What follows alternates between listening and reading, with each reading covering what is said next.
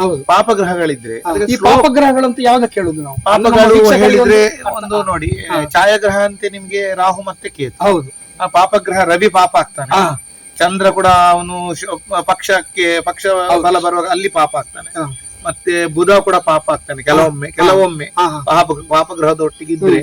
ಆಮೇಲೆ ಶನಿ ಪಾಪಗ್ರಹ, ಕುಜ ಪಾಪಗ್ರಹ, ರಾಹು ಕೇತುಗಳು ಇವರನ್ನೆಲ್ಲ ಇಟ್ಟು ಇದೆಲ್ಲ ಪಾಪಗ್ರಹಗಳು. ಮತ್ತೆ ಅದು ಇನ್ನು ಡೀಪ್ ಉಂಟು, ನಮಗೆ ಅದು ಮುಂದಕ್ಕೆ ನಾವು ಡಿಸ್ಕಸ್ ಮಾಡುವ. ಸಮಸ್ತ ವೀಕ್ಷಕ ಬಾಂಧವರಿಗೆ ಗಣೇಶ್ ನಾಯ್ಕ್ ಬಾರ್ದಿಲ ಸಾರಥ್ಯದ ಮೂಡಬಿದ್ರೆ ಮಿರರ್ಸ್ ಯೂಟ್ಯೂಬ್ ಚಾನೆಲ್ ವತಿಯಿಂದ ಹಾರ್ದಿಕ ಸುಸ್ವಾಗತವನ್ನು ಬಯಸ್ತೇನೆ. ಎಲ್ರಿಗೂ ಪ್ರಣಾಮಗಳನ್ನು ಸಲ್ಲಿಸ್ತೇನೆ.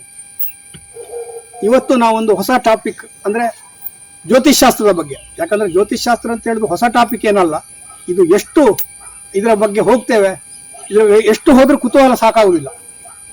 ಇದರ ಬಗ್ಗೆ ಇನ್ನೂ ಅಷ್ಟು ಹೋಗ್ಬೇಕಂತ ಆಗ್ತದೆ. ಹಾಗಾಗಿ ಜ್ಯೋತಿಷ್ ಶಾಸ್ತ್ರದ ಬಗ್ಗೆ ನಾವೊಂದು ಡಿಬೇಟನ್ನು ಇಟ್ಕೊಂಡಿದ್ದೇವೆ. ಈ ಜ್ಯೋತಿಷ್ ಶಾಸ್ತ್ರ ಅಂತ ಹೇಳುವಂಥದ್ದೊಂದು ದೊಡ್ಡ ಸಮುದ್ರ, ಇದು ದೊಡ್ಡ ಸಾಗರ ಅಂತ ಹೇಳ್ಬೋದು. ಯಾಕಂತ ಹೇಳಿದರೆ ಇದು ನಮ್ಮ ಪರಂಪರಾಗತಗಳಿಂದ ಬಂದಂಥ ಒಂದು ಶಾಸ್ತ್ರ. ಇದು ನಮಗೆ ದೇವರೇ ಕೊಟ್ಟಂಥ ಒಂದು ಶಾಸ್ತ್ರ, ಋಷಿಮುನಿಗಳು ಕೊಟ್ಟಂಥ ಒಂದು ಶಾಸ್ತ್ರ. ಹಾಗೆ ಈ ಜ್ಯೋತಿಷ್ ಶಾಸ್ತ್ರದಲ್ಲಿ ಕಳೆದ ಒಂದು 10-15 ವರ್ಷಗಳಿಂದ ಅದರಲ್ಲಿ ತುಂಬ ಜ್ಞಾನವನ್ನು ಪಡ್ಕೊಂಡು, ತುಂಬ ಅಧ್ಯಯನವನ್ನು ಮಾಡಿಕೊಂಡು, ಎಷ್ಟೋ ಗುರುಗಳನ್ನು ಅರಸಿಕೊಂಡು ಗುರುಗಳ ಹತ್ರ ಒಂದು ಜ್ಞಾನವನ್ನು ಪಡ್ಕೊಂಡು ಇವತ್ತಿಗೆ ಉಡುಪಿಯ ಅಂಬಾಗಿಲಿನಲ್ಲಿ ಗುರು ಪರಂಪರಾ ಜ್ಯೋತಿಷ್ಯ ಕೇಂದ್ರವನ್ನು ಸ್ಥಾಪಿಸಿ ಅಲ್ಲಿ ಜನರಿಗೆ ಒಂದು ಸೇವೆಯನ್ನು ನೀಡ್ತಿದ್ದಾರೆ. ಯಾಕಂದ್ರೆ ನಾವಿಲ್ಲಿ ಸೇವೆ ಯಾಕಂತ ಹೇಳುದಂತ ಹೇಳಿದ್ರೆ, ಈ ಜ್ಯೋತಿಷ್ಯ ಶಾಸ್ತ್ರದಲ್ಲಿ ಇದೊಂದು ದೀಪ ತೋರಿಸುವಂಥದ್ದು, ಇದನ್ನು ಒಂದು ದಾರಿಯನ್ನು ತೋರಿಸುವಂಥದ್ದು. ಹೇಗೆ ಇಲ್ಲಿ ಡಾಕ್ಟರ್ ಹತ್ರ ಹೋದ್ರೆ ಅವ ದೇಹದ್ದು ಮಾತ್ರ ತಿಳಿಸ್ತಾನೆ ಆರೋಗ್ಯ ಹೇಗಿದೆ ಅಂತೇಳಿ, ಆದ್ರೆ ಇಲ್ಲಿ ಆಗಲ್ಲ. ಇಲ್ಲಿ ಮುಂದೆ ಸಂಭವಿಸುವಂಥದ್ದನ್ನು, ಭವಿಷ್ಯತ್ನಲ್ಲಿ ಬರುವಂಥದ್ದನ್ನು ಅದನ್ನು ತೋರಿಸ್ತಾನೆ ಯಾರು, ಈ ಜ್ಯೋತಿಷ್ಯ. ಆದ್ರೆ ಇಲ್ಲಿ ಏನಾಗ್ತದೆ ಅಂತ ಹೇಳಿದ್ರೆ, ದೇವರು ಬರೆದದನ್ನು ಯಾರು ತಪ್ಪಿಸ್ಲಿಕ್ಕೆ ಆಗುದಿಲ್ಲ. ಆದ್ರೆ ಅದನ್ನು ಎದುರಿಸುವ ಶಕ್ತಿಯನ್ನು ಖಂಡಿತ ದೇವರು ಕೊಡ್ತಾನೆ. ಅದಕ್ಕೆ ಏನು ಪರಿಹಾರ ಹೇಳ್ತೇವೆ ಅದನ್ನು ಜ್ಯೋತಿಷ್ಯರುಗಳು ಹೇಳಿದ್ರೆ, ಅದಕ್ಕೆ ಸರಿಯಾಗಿ ಫಾಲೋ ಮಾಡಿದ್ರೆ ಅವನಿಗೆ ದೇವರ ಅನುಗ್ರಹವು ಇರ್ತದೆ. ಹಾಗಾಗಿ ಇವತ್ತಿಗೆ ನಮ್ಮ ಒಂದು ಈ ಡಿಬೇಟಿಗೆ ಉಡುಪಿಯಿಂದ ತಮ್ಮ ಅಮೂಲ್ಯ ಸಮಯವನ್ನು ನಮ್ಮೊಂದಿಗೆ ಕೊಡಲಿಕ್ಕೆ ನಾನು ಯಾವತ್ತೂ ರೆಡಿ ಇದ್ದೇನೆ ಅಂತ ಹೇಳಿ ಬಂದಂತಹ ಆರೂರು ಕಿರಣ್ ರಾವ್, ಗುರು ಪರಂಪರಾ ಜ್ಯೋತಿಷ್ಯ ಕೇಂದ್ರ ಉಡುಪಿ ಅವರನ್ನು ನಾನು ಮೂಡಿಬಿದ್ರೆ ಮಿರರ್ಸ್ ಯೂಟ್ಯೂಬ್ ಚಾನೆಲ್ ಪರವಾಗಿ ಹಾರ್ದಿಕವಾಗಿ ಸ್ವಾಗತಿಸ ಬಯಸ್ತೇನೆ. ಧನ್ಯವಾದಗಳು ಗಣೇಶ್ ಬಾರ್ದಿಲ್ಲ ಅವರಿಗೆ ಹಾಗೂ ರಾಘವೇಂದ್ರ ಭಂಡಾರ್ಕರ್ ಅವರಿಗೆ. ಈ ನಿಮ್ಮ ಚಾನೆಲ್ಗೆ ನನ್ನನ್ನು ಇವತ್ತು ಕರೆತಂದು ಜ್ಯೋತಿಷ್ ಶಾಸ್ತ್ರದ ಬಗ್ಗೆ ಸ್ವಲ್ಪ ತಿಳುವಳಿಕೆ ಹೇಳಬೇಕೆಂಬ ನಿಮ್ಮ ಆಸೆ ಪ್ರಕಾರ ನಾನು ಇಲ್ಲಿ ಬಂದಿದ್ದೇನೆ ಇವತ್ತು. ಹಾಗೆ ಕಿರಣ್ ರಾವ್ ಅವರೇ, ನಿಮ್ಮನ್ನು ನಾನು ತುಂಬಾ ಕಡೆ ಕೇಳಿದ್ದೇನೆ. ಯಾಕಂತ ಹೇಳಿದ್ರೆ ಉಡುಪಿಯ ಸುತ್ತಮುತ್ತ ಅಥವಾ ಸಾಧಾರಣ ಮೂಡುಬಿದ್ರೆ, ನೀವು ಮೂಡುಬಿದ್ರೆ ಅವರು ಮೂಲತಃ ಅಂತೇಳಿ ಕೇಳಿ ತಿಳ್ಕೊಂಡಿದ್ದೇನೆ. ಹಾಗಾಗಿ ನಿಮ್ಮ ಬಗ್ಗೆ ಹೆಚ್ಚಿನವರಿಗೆ ಅಂದ್ರೆ ಮೂಡುಬಿದ್ರೆ ಅವರಿಗೆ ಗೊತ್ತಿಲ್ಲ ನೀವು ಜ್ಯೋತಿಷ್ಯದ ಶಾಸ್ತ್ರದ ಬಗ್ಗೆ ಅದಕ್ಕೆ ಅಧ್ಯಯನ ಮಾಡ್ತಿದ್ದೀರಿ, ಅದಕ್ಕೆ ಇಳಿದೀರಿ ಅಂತ ಗೊತ್ತಿಲ್ಲ. ಅದು ಉಡುಪಿ ಸುತ್ತಮುತ್ತ, ಅದು ಬೆಂಗಳೂರು ಆಗಲಿ ನಾನು ಕೇಳಿಕೊಂಡು ತಿಳಿದಿದ್ದೇನೆ. ಆರೂರು ಕಿರಣ್ ರಾವ್ ಅಂತ ಹೇಳಿದ್ರೆ ಅವರು ಒಂದು ಜ್ಯೋತಿಷ್ಯ ಶಾಸ್ತ್ರದಲ್ಲಿ ಅಥವಾ ಒಂದು ಜ್ಯೋತಿಷ್ಯದ ಫೀಲ್ಡ್ ನಲ್ಲಿ ಅವರಿಗೆ ಒಂದು ಉತ್ತಮವಾದಂತ ಒಂದು ಹೆಸರಿದೆ. ಹಾಗಾಗಿ ಇವತ್ತು ನಿಮ್ಮೊತ್ತಿಗೆ ಮಾತಾಡ್ಲಿಕ್ಕೆ ಸಹ ನಮಗೆ ತುಂಬಾ ಖುಷಿ ಆಗ್ತದೆ. ಈ ಜ್ಯೋತಿಷ್ಯ ಶಾಸ್ತ್ರದ ಬಗ್ಗೆ ನಿಮ್ಮ ಹತ್ರ ನಾವು ಸಾಕಷ್ಟು ತಿಳ್ಕೊಳ್ಳಿಕ್ಕಿದೆ. ನಮ್ಮ ವೀಕ್ಷಕ ಬಂಧುಗಳು ತಯಾರಾಗಿ ಕೇಳ್ತಾ ಇದ್ದಾರೆ. ನಾನು ಒಂದು ಕೇಳುವುದೇನಂತ ಹೇಳಿದ್ರೆ, ನೀವು ತುಂಬಾ ಆಳವಾದ ಅಧ್ಯಯನ ಮಾಡಿದ್ರಿ ಈ ಜ್ಯೋತಿಷ್ಯ ಶಾಸ್ತ್ರಕ್ಕೆ, ಅಂದ್ರೆ ಈ ಜ್ಯೋತಿಷ್ಯ ಫೀಲ್ಡ್ಗೆ, ಅಥವಾ ಅದರ ನಂತರ ನೀವು ವಾಸ್ತುಶಾಸ್ತ್ರ ಆಗಿರ್ಬೋದು, ಅಥವಾ ಪಾಮಿಸ್ಟ್ರಿ ಏನಂತ ಹೇಳ್ತೇವೆ ಅದು ಹಸ್ತರೇಖೆ ಅಂತ ಹೇಳ್ಬೋದು, ಅಥವಾ ಫೇಸ್ ರೀಡಿಂಗ್ ಅಂದ್ರೆ ಮುಖಶಾಸ್ತ್ರ, ಇದರಲ್ಲಿ ಎಲ್ಲವನ್ನು ನೀವು ಪಳಗಿದ್ದೀರಿ ಅಂತ ಹೇಳ್ಬೋದು. ಯಾಕಂತ ಹೇಳಿದ್ರೆ ಒಬ್ಬ ತುಂಬಿದ ಕೊಡಕ್ಕೆ ತೊಳಕುದಿಲ್ಲ. ಯಾಕಂದ್ರೆ ನಿಮ್ಮ ಒಂದು ಸರಳ ಸಜ್ಜನಿಕೆ ವ್ಯಕ್ತಿತ್ವ ನಾನು ಇದರ ಹಿಂದೆ ಸಹ ಕಂಡಿದ್ದೇನೆ. ಹಾಗಾಗಿ ಜ್ಯೋತಿಷ್ಯ ಶಾಸ್ತ್ರದ ಫೀಲ್ಡ್ಗೆ ಬರ್ಲಿಕ್ಕೆ ನಿಮ್ಗೆ ಸ್ಫೂರ್ತಿ ಏನು, ನಿಮ್ಗೆ ಪ್ರೇರಣೆ ಏನು, ಇದರ ನಿಮ್ಮ ಹಿನ್ನೆಲೆ ಏನಾದ್ರೂ ಜ್ಯೋತಿಷ್ ಶಾಸ್ತ್ರದ ಒಂದು ಕುಟುಂಬ ಆಗಿತ್ತಾ ಅಂತ ಒಂದು ಕೇಳಲಿಕ್ಕೆ ಬಯಸ್ತೇನೆ. ಗಜವದನಂ ಚಿಂತ್ಯಂ ತೀಕ್ಷ್ಣದೌಷ್ಟಂ ತ್ರೇತ್ರಂ ಬೃಹದ್ ರಮೇಶಂ ಭೂತಿರಾಜಂ ಪುರಾಣಂ ಅಮರವರತು ಪೂಜಂ ರಕ್ತವರ್ಣಂ ಸುರೇಶಂ ಪಶುಪತಿ ವಿಘ್ನರಾಜನ್ ನಮಾಮಿ. ಗುರು ಬ್ರಹ್ಮ ಗುರು ವಿಷ್ಣು ಗುರುದೇವೋ ಮಹೇಶ್ವರ ಗುರು ಸಾಕ್ಷಾತ್ಕಾರ ಪರಬ್ರಹ್ಮ ತಸ್ಮೈ ಶ್ರೀ ಗುರವೇ ನಮಃ. ನಾನಂದ್ರೆ ಈ ಜ್ಯೋತಿಷ್ಯ ಶಾಸ್ತ್ರದಲ್ಲಿ ಬರ್ಲಿಕ್ಕೆ ಒಂದು ಕಾರಣ ಉಂಟು, ಹಿನ್ನೆಲೆ ಉಂಟು. ಆಕ್ಚುಲಿ ನನಗೂ ಕೂಡ ಗೊತ್ತಿರ್ಲಿಲ್ಲ. ನಂಗೆ ಒಂದು ಇಂಟ್ರೆಸ್ಟ್ ಇದೆ. ಯಾಕೆ ಹೇಳಿದ್ರೆ ಎಲ್ಲರೂ ಜ್ಯೋತಿಷ್ಯರು ಹೇಳುವಾಗ ಅಲ್ಲಿ ಇಲ್ಲಿ ತುಂಬಾ ಕಡೆ ನಾನು ಅದೇ ನನ್ನ ಪರಿಚಯದ ನಮ್ಮ ಭಟ್ರುಗಳಿದ್ರು ತುಂಬಾ ಜನ, ಅವರೆಲ್ಲ ಜ್ಯೋತಿಷ್ಯ ಹೇಳುವ ನನ್ಗೆ ಒಂದು ಕುತೂಹಲ ಇತ್ತು. ಇವ್ರು ಹೇಗೆ ಹೇಳ್ತಾರೆ ನಾಳಿದ್ದು ಆದದ್ದನ್ನು, ಇನ್ನು ಅದಕ್ಕೆ ಪ್ರಾಯಶ್ಚಿತಗಳನ್ನು ಹೇಗೆ ಹೇಳ್ತಾರೆ ನಂಗೆ ತುಂಬಾ ಕುತೂಹಲ ಇತ್ತು. ಅದಕ್ಕೋಸ್ಕರ ನಾನು ಇದರ ಹಿಂದೆ ಬಂದೆ. ಸಾಧಾರಣ ಈಗ ನಾನು ಬಂದು ಈ ಜ್ಯೋತಿಷ್ಯ ಶಾಸ್ತ್ರಕ್ಕೆ ಒಂದು 25 ಮೇಲೆ ವರ್ಷ ಆಗಿದೆ. ಇದರ ಹಿಂದೆ ಬಿದ್ದು ನಾನು ತುಂಬಾ ಜನರೊಟ್ಟಿಗೆ ಹೋಗಿದ್ದೇನೆ, ತುಂಬಾ ಜನರ ಹತ್ರ ಕಲೀಲಿಕ್ಕೆ ಸಿಕ್ಕಿದ್ದೇನೆ. ಅದೊಂದು ವಿಷಯ ಉಂಟು. ಈಗ ನಮ್ಗೆ ಲೈಬ್ರರಿಯಲ್ಲಿ ತುಂಬಾ ಪುಸ್ತಕ ಸಿಗ್ತದೆ, ಆದ್ರೆ ಅದ್ರಲ್ಲಿರುವುದು ಒಂದು ಸೆಂಟೆನ್ಸ್ ಮಾತ್ರ ನಮ್ಗೆ ಬೇಕಿರ್ತದೆ. ಅದೇ ರೀತಿ ನಾನು ತುಂಬಾ ಜನರ ಹತ್ರ ಹೋಗುವ ಒಂದೊಂದು ಹೊಸ ಹೊಸ ವಿಷಯ ನಮ್ಗೆ ಸಿಕ್ಕಿದೆ. ಈಗ ಮೂಲತಃವಾಗಿ ನನ್ನ ಹಿನ್ನೆಲೆ ನೋಡ್ಲಿಕ್ಕೆ ಹೋದ್ರೆ ನಮ್ಗೆ ಮತ್ತೆ ಅಷ್ಟಮಂಗಲ ಪ್ರಶ್ನೆ, ನಮ್ಮ ಈಗ ಮನೆಯಲ್ಲಿ ಆಗ ಅಷ್ಟಮಂಗಲ ಪ್ರಶ್ನೆಯಲ್ಲಿ ಏನು ಮೂಲತಃ ನೀವು ಕೇರಳದವ್ರು, ಅಲ್ಲಿಂದ ಬಂದಿದ್ದೀರಿ, ಮತ್ತೆ ಪೂರ್ವಜರು ಜ್ಯೋತಿಷ್ಯರಾಗಿದ್ರಿ ಹೇಳಿ, ಅಂದ್ರೆ ನಾಟಿ ವೈದ್ಯರು ಪ್ಲಸ್ ಜ್ಯೋತಿಷ್ಯರಾಗಿದ್ರು ನಮ್ಮ ಹಿರಿಯರು. ಅಲ್ಲಿಂದ ಇದು ಸಾಗಿ ಬಂದಿದೆ. ಅವಾಗ ಇವಾಗ ಏನಾಗಿದೆ ಹೇಳಿದ್ರೆ ಅದನ್ನು ಫಾಲೋ ಅಪ್ ಮಾಡಿ ಮಾಡಿ ಮಾಡಿ ಮಾಡಿ ಅಂದ್ರೆ ನಮ್ಮ ಫ್ಯಾಮಿಲಿ ಮೆಂಬರ್ಸ್ ಕೂಡ ಅವ್ರು ಹೇಳ್ತಾರೆ, ನಿಮ್ಮ ಕುಟುಂಬದಲ್ಲಿ ಒಬ್ರು ಹಿರಿಯ ಜ್ಯೋತಿಷ್ಯರಿದ್ರು, ಅವರದ್ದೇ ನಿಮ್ಗೆ ಒಂದು ಆತ್ಮ ಬಂದಿರಬಹುದು ಹೇಳಿ ನಂಬಿಕೆ ನಮ್ಮ ಕುಟುಂಬದ. ಅದು ನಾನು ಇದ್ರ ಹಿಂದೆ ತುಂಬಾ ಹೋದೆ, ಅಧ್ಯಯನ ಮಾಡಿದೆ, ತುಂಬಾ ಗುರುಗಳಾದ್ರು. ಈ ವಾಸ್ತುಶಾಸ್ತ್ರ ಕಲಿತೆ, ಜ್ಯೋತಿಷ್ಯ ಕಲಿತೆ. ಅಂದ್ರೆ ಜ್ಯೋತಿಷ್ಯ ತುಂಬಾ ಕಷ್ಟ. ಯಾಕೆ ಹೇಳಿದ್ರೆ ಅದು ಮುಗಿಯದ ಅಧ್ಯಾಯ. ಇವತ್ತು ನೀವೊಂದು ಹುಡುಕಿ ಹೇಳಿದ್ರೆ ನಾಳೆ ಪುನೊಂದು ಇರ್ತದೆ, ನಾಳ್ದು ಪುನೊಂದು, ಹಾಗೆ ಹಾಗೆ ಹಾಗೆ ತುಂಬಾ ಆಳವಾದ ಅಧ್ಯಯನ ಬೇಕಾದಕ್ಕೆ. ಅದು ಭಾರಿ ಒಳ್ಳೆ ಒಂದು ಸಬ್ಜೆಕ್ಟ್. ಈಗ ಜನರಿಗೆ ಅದ್ರ ಮೇಲೆ ಅಷ್ಟು ಈ ನಂಬಿಕೆ, ಹೊಸ ಹೊಸ ತಂತ್ರಜ್ಞಾನ ಎಲ್ಲ ಬಂದ ಜನರಿಗೆ ಇದಾಗಿದೆ, ಕಡಿಮೆ ನಂಬಿಕೆ ಕಡಿಮೆ ಆಗ್ತಾ ಬಂದಿದೆ. ಈಗ ನಾನೊಂದು ಮಧ್ಯದಲ್ಲಿ ನಿಮ್ಗೆ ಕೇಳ್ತಾ ಇದ್ದೇನೆ, ನೀವು ಹೇಳಿದ್ರಿ ನನ್ನ ಅಜ್ಜಂದು ಆತ್ಮ ಏನಾದ್ರೂ ಬಂದು ನನಗೆ ಆಶೀರ್ವಾದ ಮಾಡ್ತಾ ಇರ್ಬೋದು ಅಂತ ಹೇಳಿ. ಈ ಜ್ಯೋತಿಷ್ಯ ಶಾಸ್ತ್ರ ಕಲೀಲಿಕ್ಕೆ ಅಥವಾ ಯಾವುದೇ ಒಂದು ನಮ್ಮ ಸನಾತನ ಸಂಸ್ಕೃತಿ ಯಾವುದೋ ಒಂದು ಪರಂಪರೆಯನ್ನ ಮುಂದುವರಿಸಲಿಕ್ಕೆ ಅಥವಾ ಏಕದಮ್ ಇಳಿಲಿಕ್ಕೆ ಅದಕ್ಕೆ ಪೂರ್ವಜನ್ಮದ ಪುಣ್ಯ ಬೇಕು ಅಂತ ಹೇಳ್ತಾರೆ. ಪೂರ್ವಜನ್ಮದ ಪುಣ್ಯ ಬೇಕು. ಯಾಕೆ ಹೇಳಿದ್ರೆ ನಾವು ಏನಾಗ್ತೇವೆ, ನಮ್ಮ ಜಾತಕವನ್ನು ತಗೊಳ್ತೇವೆ. ಜಾತಕದಲ್ಲಿ ಏನ್ ಹೇಳಿದ್ರೆ ನಮ್ಗೆ ಪ್ರಧಾನವಾಗಿ ಜ್ಯೋತಿಷ್ಯಕ್ಕೆ ಮೈನ್ ಬರುವಂತ ಗ್ರಹ ಹೇಳಿದ್ರೆ ಗುರುಗ್ರಹ, ಅತ್ಯಂತ ದೊಡ್ಡ ಗ್ರಹ, ಪ್ರಧಾನ ಗ್ರಹ ನಮ್ಮ ಸೋಲಾರ್ ಸಿಸ್ಟಮ್ ಅಲ್ಲಿ. ಆದ್ರಿಂದ ಗುರು ಆ ಒಂದು ಮೈನ್ ಇಲ್ಲಿ ನಮ್ಮ ದೃಷ್ಟಿಯ ಪ್ರಾಮುಖ್ಯತೆ. ನಿಮ್ಮ ಲಗ್ನ ಯಾವುದೇ ಇರ್ಲಿ ಅದಕ್ಕೆ ದೃಷ್ಟಿಯ ಇಲ್ಲ ಹಾಗೆ. ಮತ್ತೆ ಜ್ಯೋತಿಷ್ಯ ಹೇಳ್ಬೇಕಾದ್ರೆ ವಾಕ್ಚಾತುರ್ಯ ಬೇಕು. ಬುಧನದು ಮೇನ್ ಕಾಂಟ್ರಿಬ್ಯೂಷನ್ ಉಂಟು. ಪಾಂಡಿತ್ಯಕ್ಕೆ ಅಧಿಪತಿ ಬುಧ. ಹೀಗೆ ಎಲ್ಲವೂ. ಮತ್ತೆ ರವಿ ಹೇಳಿದ್ರೆ ಜ್ಯೋತಿಷ್ಯದ ಮೇನ್, ಅವನಿಲ್ಲದೆ ಯಾವ ಗ್ರಹವೂ ನಡೆಯುವುದಿಲ್ಲ. ಇದೆಲ್ಲ ಬೇಕು. ಆದ್ರಿಂದ ನನ್ನ ಜಾತಕವನ್ನು ವಿಮರ್ಶೆ ಮಾಡುವಾಗ ನನ್ನ ಜಾತಕದಲ್ಲಿ ಏನಾಗಿದೆ ಹೇಳಿದ್ರೆ, ನಮ್ಮ ಗುರುಗಳು ನಮ್ಮ ಜಾತಕ ಫಸ್ಟ್ ನೋಡುವಾಗ ನಿನ್ನ ಜಾತಕದಲ್ಲಿ 6 ಗ್ರಹಗಳು ವರ್ಗೋತ್ತಮವಾಗಿದೆ ಹೇಳಿ. ಲಗ್ನಕ್ಕೆ ಗುರು, ಕುಜ, ರವಿ ಹಾಗೂ ಬುಧನು ನಕ್ಷತ್ರವನ್ನು ಪಡೆದಿದ್ದಾನೆ, ಎಲ್ಲ ವರ್ಗೋತ್ತಮದಲ್ಲಿ. ನಿನಗೆ ಒಂದು ವರ್ಗೋತ್ತಮ ಅಂತ ಹೇಳಿದ್ರೆ, ವರ್ಗೋತ್ತಮ ಹೇಳಿದ್ರೆ ನಿಮ್ಗೀಗ ನಮ್ ಗ್ರಹ ಕುಂಡಲಿ ಏನಿರ್ತದ ಅದ್ರಲ್ಲಿ ಈಗ ಒಂದು ಉದಾಹರಣೆ ಕೊಡ್ತೀನಿ. ಈಗ ಮೇಷದಲ್ಲಿ ಕುಜ ಇದ್ದ, ಅವನು ಸೇಮ್ ರಾಶಿಯಲ್ಲಿ ಈಗ ಮೇಷದಲ್ಲಿ ನವಾಂಶದಲ್ಲಿದ್ರೆ ಅದನ್ನ ವರ್ಗೋತ್ತಮ ಗ್ರಹ ಅಂತ ಹೇಳ್ತೇವೆ. ಹಾಗೆ ವರ್ಗೋತ್ತಮ ಅಂತ ಹೇಳಿದ್ರೆ ಹೇಗೆ, ಅವನು ತುಂಬಾ ಒಳ್ಳೆ ಫಲವನ್ನು ಕೊಡ್ತಾನೆ. ಈಗ ಕುಜನಿಗೆ ಮೇಷದ ಮೂಲ ತ್ರಿಕೋಣ, ಅದು ತುಂಬಾ ಒಳ್ಳೆ ಫಲವನ್ನು ಕೊಡ್ತಾನೆ.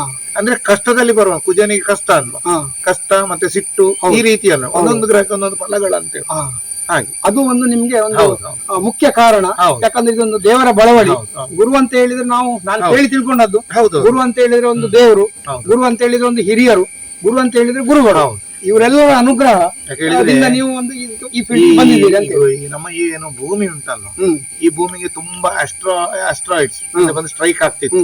ಅದನ್ನು ಕಂಪ್ಲೀಟ್ ಮ್ಯಾಗ್ನೆಟಿಕಲ್ ಫೋರ್ಸ್ ಇಂದ ಹಿಡಿದಿಟ್ಟತ್ತೆ ಇದು ಗುರು. ಅದಕ್ಕೆ ಆ ಗುರು ಗ್ರಹವನ್ನು ಭೂಮಿಯನ್ನು ಕಾಪಾಡಿದ್ರಿಂದ ಗುರುಗ್ರಹ ಪ್ರಧಾನ ಗ್ರಹ ಅಂತ ಹೇಳ್ತಾರೆ ಜ್ಯೋತಿಷ್ಯ. ಅಂದ್ರೆ ನಮ್ಮ ಭೂಮಿಯನ್ನು ಕಾಪಾಡುದು ಈ ಗುರು. ಈಗ ಭೌತ ವಿಜ್ಞಾನದಲ್ಲೂ ಗುರು ಅಂತ ಹೇಳಿದ್ರೆ ದೊಡ್ಡ ಗ್ರಹ ಇದ್ದದಕ್ಕಿಂತ ಅಲ್ಲಿ ಗುರುತ್ವಾಕರ್ಷಣ ಶಕ್ತಿ ಉಂಟು, ತುಂಬಾ ತಿಳಿದವನು. ಇದೆಲ್ಲ ನಿಮ್ಮ ಈ ಫೀಲ್ಡ್ ಗೆ ಬರ್ಲಿಕ್ಕೆ ಒಂದು ಕಾರಣ ಅಂತ ಹೇಳ್ತೀನಿ. ಮತ್ತೊಂದು ನಾನು ಏನ್ ಹೇಳುದು ಅಂತ ಹೇಳಿದ್ರೆ, ನೀವು ಈ ವಿದ್ಯೆ ಕಲೀಲಿಕ್ಕೆ ಸಾಧಾರಣ ಎಷ್ಟು ವರ್ಷ ಅಂದ್ರೆ ಇದ್ರ ಹಿಂದೆ ಎಲ್ಲಿಂದ ಪ್ರಾರಂಭ ಮಾಡಿದ್ರಿ? ನೀವೀಗ ಪ್ರೇರಣೆ ಎಲ್ಲ ಸ್ಫೂರ್ತಿ ಎಲ್ಲ ಹೇಳಿದ್ರಿ, ಎಲ್ಲೆಲ್ಲಿಗೆ ಗುರುಗಳನ್ನ ಅರಸಿಕೊಂಡು ಹೋದ್ರಿ ಅಥವಾ ನಿಮ್ಗೆ ತಾನಾಗಿ ಗುರುಗಳು ಒಲಿದ್ರು? ಅಂತ ಹೇಳುವ ನಮ್ಗೆ ಅಂದ್ರೆ ಪ್ರಧಾನವಾಗಿ ನಂಗೆ ಮುಂಚೆಯಿಂದ ದೇವರ ಮೇಲೆ ಭಾರಿ ಭಕ್ತಿ, ಹ್ಮ್ ಎಸ್ಪೆಷಲಿ ಈಶ್ವರ ಮತ್ತೆ ದೇವಿ, ಹ್ಮ್ ಏನೋ ಗೊತ್ತಿಲ್ಲ, ಆಟೋಮೆಟಿಕ್ ಮುಂಚೆಯಿಂದ ಬಂದ. ಹ್ಮ್ ಅದಾಯ್ತು.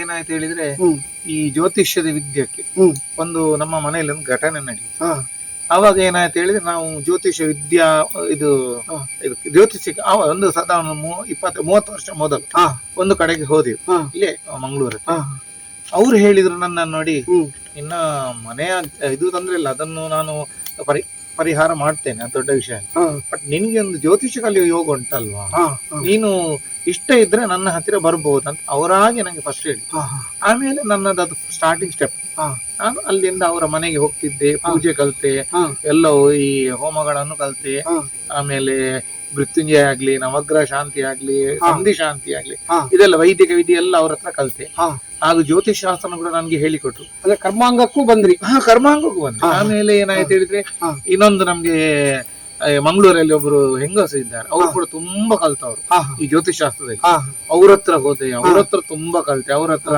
ಹಾ ಈ ಹಸ್ತಮುದ್ರಿಕೆ ಇರ್ಬೋದು, ಸಮುದ್ರಿಕೆ ಇರ್ಬೋದು, ಹಾ ಇಲ್ಲದಿದ್ರೆ ನಿಮ್ಮದು ಹಾ ಮುಖಲಕ್ಷಣ ಓದುದು ಇರ್ಬೋದು, ಹಾ ಇಂಥದ್ದು ಮತ್ತೆ ಅಷ್ಟಕ ವರ್ಗಗಳು, ಹ್ಮ್ ಇದನ್ನೆಲ್ಲ ಅವರ ಮುಖಾಂತರ ಕಲಿತೆ. ಹ್ಮ್ ಆಮೇಲೆ ನಮ್ಗೆ ಏನಾಯ್ತು ಹೇಳಿದ್ರೆ, ಈ ಮಂಗಳೂರಲ್ಲಿ ಇನ್ನೊಬ್ರು ಗುರುಗಳಿದ್ರು, ಹ್ಮ್ ಅವರ ಹೆಸರು ಶೈಲೇಶ್ ಜೈನ್ ಅಂತ. ಹ್ಮ್ ಹ್ಮ್ ಅವ್ರ ಹತ್ರ ಒಂದು 10 ವರ್ಷ ನಾವು ಕಲ್ತೇವೆ. ಹ್ಮ್ ತುಂಬಾ ಒಳ್ಳೆ ಅಧ್ಯಯನ, ಒಂದು ಒಳ್ಳೆ ಗುರು, ಹ್ಮ್ ಒಳ್ಳೆ ಅಧ್ಯಯನ ಅವರದ್ದು, ಹ್ಮ್ ಸೈಂಟಿಫಿಕ್ ಅಧ್ಯಯನ. ಎಲ್ಲರಾಗೆ ವೈಜ್ಞಾನಿಕ, ಎಲ್ಲರಾಗೆ ಬಂದಗುಳೆ ನಿಂಕ್ಲೆಗೆ ಅವು ಉಂಡು, ನಿಂಕ್ಲೆಗೆ ಉಂಡು ಅಂತ ಹಾ ಅದನ್ನು ತಿಳಿದು ಹೇಳುವಂತ ವ್ಯಕ್ತಿ ನಾನು ನೋಡಿದ್ರಲ್ಲಿ. ಹಾ ಅದರ ಒಟ್ಟಿಗೆ ಪುನಃ ನಮ್ಮ ಇನ್ನೊಬ್ರು ಗುರುಗಾರಿದ್ರು, ಮಹಾಲಿಂಗೇಶ್ವರ ದೇವಸ್ಥಾನ ಭಟ್ರು. ಹಾ ಅವರು ಈ ನಾಗನ ವಿಚಾರದಲ್ಲಿ, ಹಾ ನಾಗನನ್ನು ಹೇಗೆ ಸ್ಥಾಪನೆ, ಹ್ಮ್ ನಾಗನ ದೋಷ ಹೇಗೆ ಬರ್ತದೆ, ಇದನ್ನೆಲ್ಲ ಪರಿಪೂರ್ಣವಾಗಿ ಹೇಳಿಕೊಟ್ಟವರಿಲ್ಲ. ಹ್ಮ್ ಇವತ್ತಿಗೆ ಇವತ್ತು ಅವರು ಭೂಮಿಯಲ್ಲಿ ಇಲ್ಲ. ಹಾ ಬಟ್ ಅವರದ್ದು ನಾನು ಯಾವಾಗ ಸಾರಿಗೆ ನನ್ನ ಚಿರಸ್ಮರಣೆ ಇರ್ತೇನೆ ನಾನು, ಹಾ ಯಾಕಂದ್ರೆ ಅವ್ರು ಒಳ್ಳೆ ವಿದ್ಯೆಯನ್ನು ಕೊಟ್ಟಿದ್ದಾರೆ. ಹಾ ಆಮೇಲೆ ಬಂದವರು ಇನ್ನೊಬ್ರು ಗುರುಗಳಿದ್ರು ಕೇರಳದವರು, ಹಾ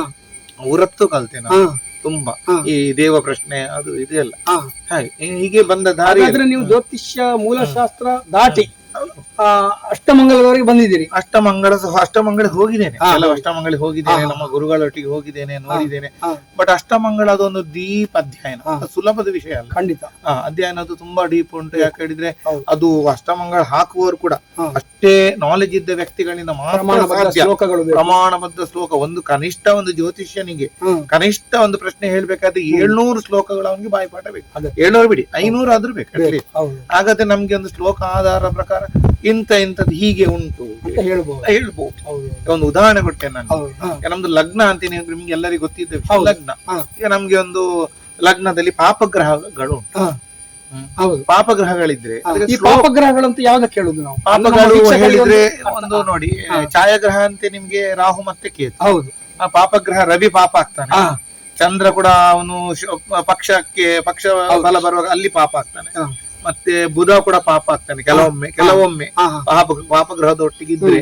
ಆಮೇಲೆ ಶನಿ ಪಾಪಗ್ರಹ, ಕುಜ ಪಾಪಗ್ರಹ, ರಾಹುಕೇತುಗಳು, ಇವರನ್ನೆಲ್ಲ ಇಟ್ಟು ಇದೆಲ್ಲ ಪಾಪಗ್ರಹಗಳು. ಮತ್ತೆ ಅದು ಇನ್ನು ಡೀಪ್ ಉಂಟು, ನಮಗೆ ಅದು ಮುಂದಕ್ಕೆ ನಾವು ಡಿಸ್ಕಸ್ ಮಾಡುವ. ಈಗ ಲಗ್ನದಲ್ಲಿ ಪಾಪಗ್ರಹಗಳು ಬಂದ್ರೆ, ಲಗ್ನದಲ್ಲಿ ಪಾಪಗ್ರಹ ಬಂದ್ರೆ ನಮ್ಗೆ ಒಂದು ಶ್ಲೋಕ ಉಂಟು, ಪಾಪೇ ಲಗ್ನಗತೆ ಪರಾಜಯ ಶಿರೋರುಪ್ ದುಃಖ ದುಷ್ಕೀರ್ತಯ ಸ್ಥಾನ ಭ್ರಂಶ ಧನಕ್ಷ ಅಖಿಲ ಶರೀರ ಸ್ವಸ್ಥಂ ದುಃಖಾಸಿಕ ಅಂತ ಹೇಳಿ.